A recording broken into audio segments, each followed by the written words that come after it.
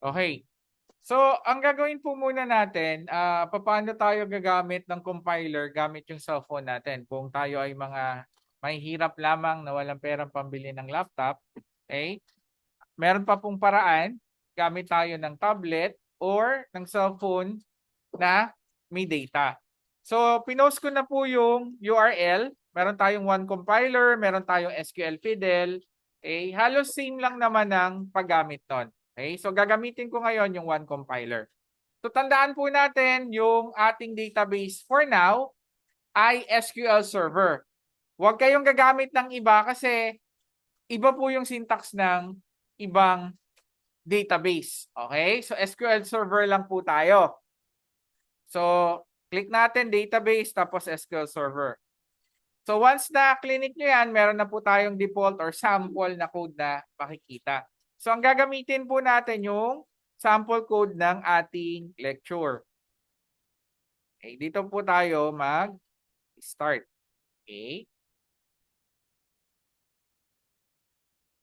Okay. So, explain ko lang ulit, kagaya ng sinabi sa report kanina. Ang syntax po ng ating SQL, pwede pong all caps, pwedeng small caps, pwedeng camel case. Depende sa inyo yon. Ngayon, ano yung preference? Ano yung preference ko personally? Preference ko personally, yung mga SQL command, kinakapital ko, pero yung mga tables ko, mga columns ko, table name ko, naka-camel case, tapos yung columns ko, usually lowercase. Depende sa inyo yan. Pero, hanggat maaari, pwede rin all small caps. Ang wag na wag nyo lang pong gagawin, guys, is all caps. Kasi pag trinay nyo yan, naka-all caps, napakasakit sa mata. Lalong-lalo na pag mahabang-mahaba na yung code ninyo.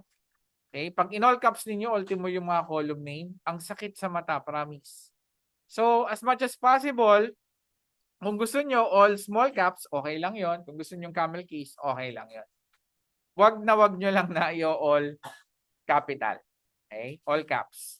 Next. So, syntax po natin, laging tatandaan, okay, nag-start yan sa create table, table name. Okay? So, gamit tayo ng notepad para mapalakihan natin yung syntax.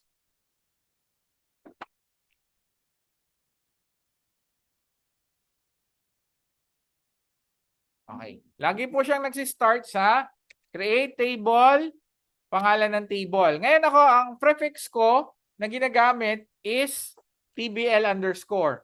Pwede rin naman kayong mag-prefix ng TBL, pwedeng T lang. Nasa sa inyo, preference ninyo yon. Sa ibang mga framework, okay, ang ginagawa nila wala nang prefix. Kung ano na lang yung topic, alam mo, create table users. Nasa sa inyo din yon. Depende kasi kung anong ginagamit nyo. Ako kasi, nakasanayan ko, maraming objects sa loob ng database system ko, nagpe-prefix ako. Kasi mas madali ang pagmamanage. So, pakita ko sa inyo yung isang example. Halimbawa, meron ako dito na running database. Okay? Ito, ganito kadami yung mga table ko. Ayan, kita nyo. Okay. So, wala siyang prefix. Ito yung, nag-start pa lang ako na mag-aral ng database. Tapos, bandang dulo, kasi napakahirap i-manage niya, no? Ang ginawa ko, ganito na ako. Ayan, nag-prefix na ako. Eh, napakaraming table. So, ang hirap i-manage kapag wala kayong proper na naming syntax. So, aside from table, meron pa tayong mga tinatawag na views. Meron pa tayong tinatawag na stored procedure. Meron pa tayong tinatawag na, lahat yan pag-aaralan natin, meron pa tayong function. Okay? Lahat po yan ay nasa loob. So, kailangan standard po tayo. Although, guys, kapag nag-program na kayo ng mga framework, usually meron na silang support rekta sa table. Tatawagin mo na lang sila na yung nagkikreate ng table. Pero iba pa rin kasi yung marunong ka na gumalaw sa loob. Okay? Malaking advantage yung marunong kang mag-manipulate ng database object mo sa loob ng database software. Okay? Hindi lang dun sa framework mo.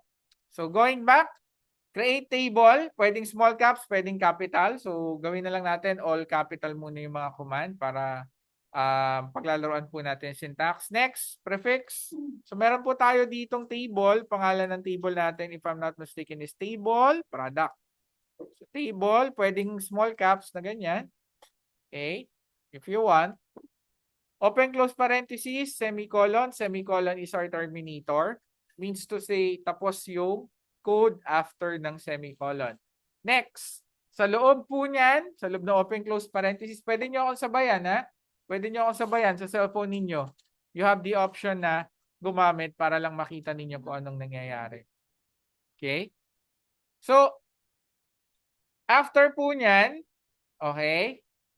After po niyan, one compiler muna yung gagawin ko. Gagawin ko rin naman to sa GUI. So, kung ayaw nyo mag-cellphone, wala kayong data, okay, kahit mamaya nyo nasabayan kung sakasakali.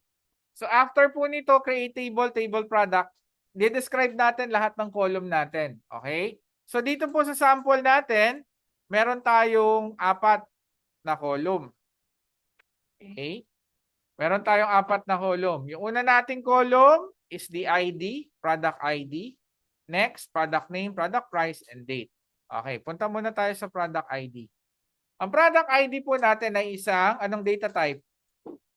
Integer, meaning to say whole number. Next, may attribute tayo, identity 11, meaning to say, bawat add, bawat insert ng bagong data, automatically mag-a-add po ng value ng 1 dun sa column. Yun yung gamit ng identity. Okay? Ang attributes po natin, kahit small caps to, gagana. Okay? Case insensitive siya. Next, not null. Not null, ibig sabihin, di pwedeng walang laman. Okay, automatic magkaka-partner to eh. Pag nag-identity ka, automatic nagbibigay na siya ng value. Automatic, not null na rin siya. Okay? Tapos meron pa po tayo dito primary key. Itong primary key, ibig sabihin siya yung main key natin or main column natin sa table natin, automatic pag primary key, dapat not null din. Okay? Kasi syempre, walang primary key na blanco. Okay? After po niyan, again, identity, not null, primary key. Okay, primary key, siya yung main column, not null, bawal ang blanco. Identity, attribute, automatic value na 1. Okay, starting at 1, tapos susunod plus 1. Okay, next, product name. Kagaya ng sinabi ko kanina, marami po tayong mga data type pagdating sa string. So among the data type is yung varchar, variable character. Pwede dito din na mag-char, yun nga lang. Okay, tandaan, pag nag-char tayo, automatic fix po yung length niya. Halimbawa, nag-char 50 tayo, ang pinasok mo lang 4. Sa database, ang bigat niya, yung storage na kinakain niya, 50 pa rin, kahit 4 lang yung character. Okay, tandaan nyo rin, if you want to support international character sets, ibig sabihin ng international character sets, yung mga character na wala sa alphabet natin, like Chinese, Japanese, Korean, etc., etc., Middle East, Arabic, gamit kayo ng nvarchar. Okay? Or nchar. Depende kasi kung paiba-iba or fix lang. Okay? Next, pansin natin, naka-null po to. Ibig sabihin, pwedeng walang laman. Tapos, meron din tayo ditong money. Ang money po, saka small money para lang kay SQL Server. So, eto papalitan ko. Kasi gusto ko mahirapan kayo. Joke. Ang gusto ko kasi, masanay po tayo sa format. Ang money kasi hindi siya matatagpuan sa ibang database vendor. Kay SQL Server lang. So, pwede po natin siyang palitan. So, si money, usually hanggang 4 decimal places siya. So, lagyan natin ng 10, 4, meaning to say, ilang whole numbers? 6 whole numbers, 4 decimal places. Okay? Next, meron din po tayo ditong date time. Kaso kailangan ko lang date. So, tanggalin ko na rin to. Date na lang. Okay? So, null siya, si date, null si price, null si name. Okay? Not null si ID. Okay. After po niyan, balik tayo. Okay? Copy ko yung code ko. Lagay ko dito. Okay, so meron na po tayong table. Next, kailangan natin ng data. So, isa sa mga pamamaraan para mag-add ng data is gumamit ng insert into statement. Anong syntax ng insert into statement? Insert into table name, open close parenthesis, ano yung mga column na papasukan natin ng value? Next, keyword value, open close parenthesis, ano yung ilalagay na value? Okay? So, ang gagawin po natin ay ganito. So, kopyahin natin, gawin nating pattern. Okay? Insert into, anong pangalan ng table? Ha? Pangalan ng table, table product. Okay. Ang tanong, ano yung ilalagay natin dito na column?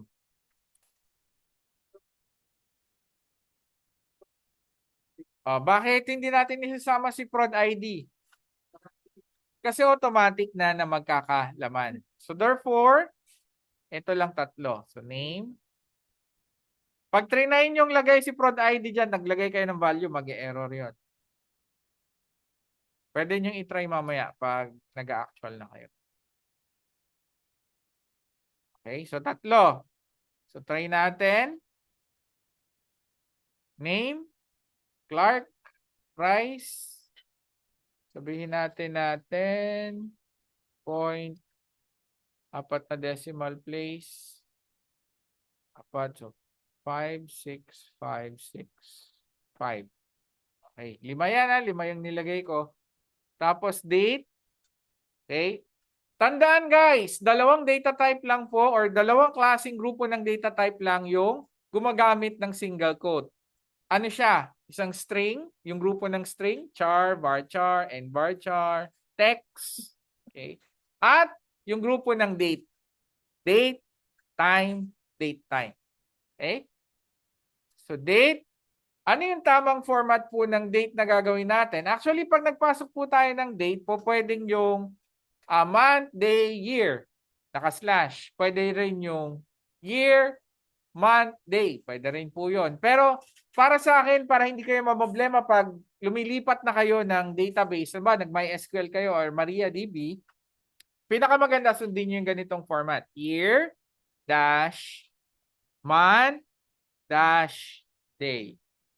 Okay? Ganyang format po.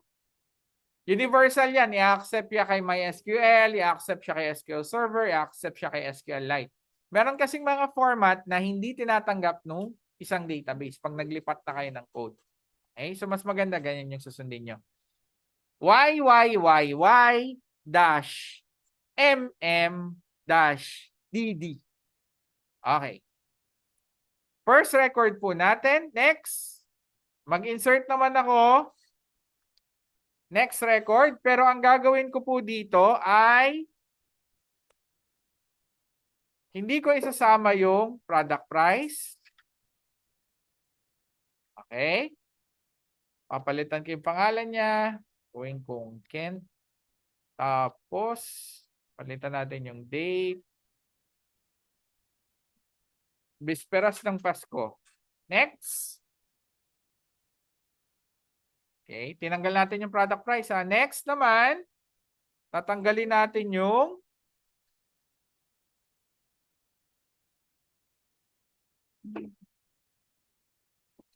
date.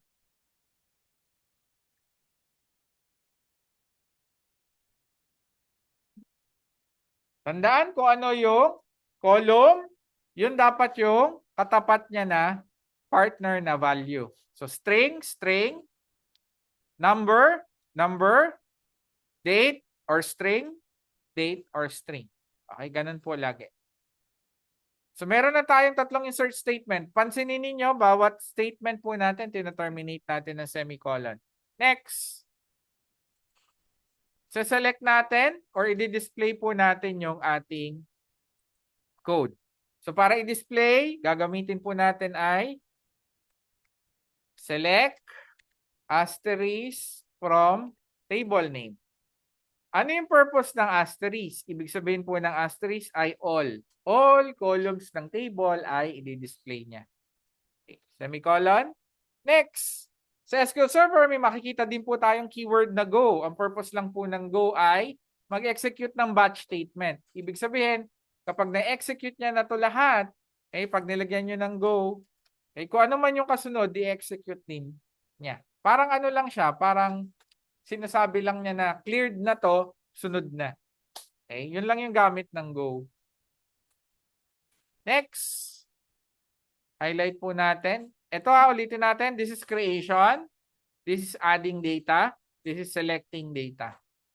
Highlight. Copy. Okay. Paste. Next. Ito pa isang tatandaan. Ang one compiler po natin, guys, is every execute ninyo, inuulit niya lahat ng code. So, ibig sabihin, after na execute, nawawala na lahat yan. Tatandaan na, after execute ng code, nawawala lahat yan sa online. Sa GUI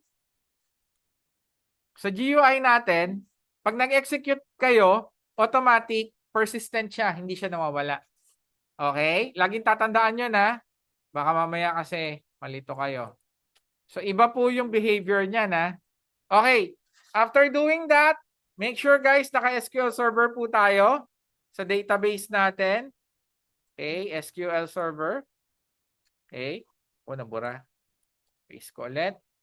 Click yung run. Tingnan nyo, pag clinic natin, ito na yung output. Yan. Okay. Yan po yung output natin. ID. Ito yung name. Ito yung price. Ito yung date. Notice, bakit null nakalagay? Kasi hindi natin nilagyan ng laman. Okay? Naintindihan? Naintindihan? Okay. Pakitry nga guys. I-try nyo.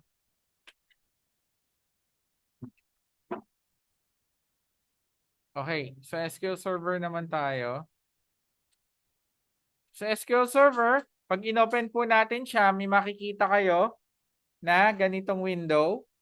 So make sure lang guys na merong server. Yan. Pag ayaw mag-connect, click nyo yung browse for more. Tapos make sure na may database engine. Tapos select niyo. Pag walang database engine dito, ibig sabihin, may problema yung installation nyo ng SQL Server. So after doing that, click connect. Okay. After po nating mag-click ng connect, click po natin tong new query. Kasi dito tayo magta-type ng command. Okay. Pag po na-click natin yan, parang magkakaroon ng notepad. So, ang gagawin natin yan, next is, unang-una, hindi muna itong create table natin. Kailangan muna natin mag-create ng schema or database. Or in order for us to do that, type create database. Tapos, pangalan ng database natin. So, let's say, for example, testdb2. Okay? After doing that, tingnan nyo, right now, master yung nakalagay dito. Pero pag in-execute po natin to, okay, execute natin, command completed successfully, refresh ang database. Okay. Ito na yung testdb2. Pero, testdb2, pero master pa rin yung nakalagay dito. Ito kasi guys, ito yung pangalan ng database na gagamitin natin. So, para malipat siya, use, tapos pangalan ng database. Okay, use testdb2. Ngayon ganito, hindi kayo basta-basta pwede mag-execute lang. Kasi pag in-execute nyo ulit ito, tingnan nyo yung mangyayari. Error. Sabi niya, database already exists. Bakit? Kasi pati ito, in-execute niya. Kung gusto niya mag-execute ng group of statements, highlight the code, click execute. Yan. Tingnan nyo, nalipat na rin. TestDB2 na yung ginagamit natin. Next. Gawin natin. Okay. Ang pag-execute, highlight muna. Huwag lahat kasi lahat to may execute pag di nyo hin-highlight. Highlight muna, create. Okay. After po niyan, nakita natin command completed successfully. Pag trinay nyo ulit execute yan, mag-error na yan. Sasabihin niya meron ng table, na table product. Paano yung gagawin natin? Kung halimbawa, gusto nyo baguhin yung table ninyo. Halimbawa, yung date, gagawin yung date time. Yung decimal, gagawin yung money. Po pwede guys, ang gawin nyo, drop, table, tapos pangalan ng table. Ang gagawin nito, di-delete niya yung table. Okay? So, pwede na tayo mag-create kasi na-delete na. Ayan, hindi na mag-error. Okay? After po na natin gawin yan, execute na natin yung insert.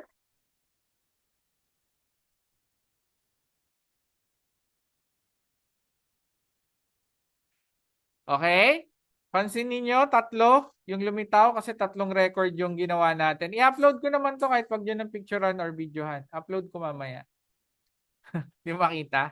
Sige, mamaya lalakihan natin. Okay. So, nakapag-insert na tayo. Next, select natin. Pag sinelect natin yan, ito na yung tatlong data natin. Ngayon, tandaan, pag nag-insert, one time lang kasi pag in-insert nyo yan ng paulit-ulit, ganun din yung dami ng beses na lilitaw yung record nyo dito. Okay? So, highlight ko tong commands para lang makita. Lagay natin sa notepad. Okay? Para matry ninyo.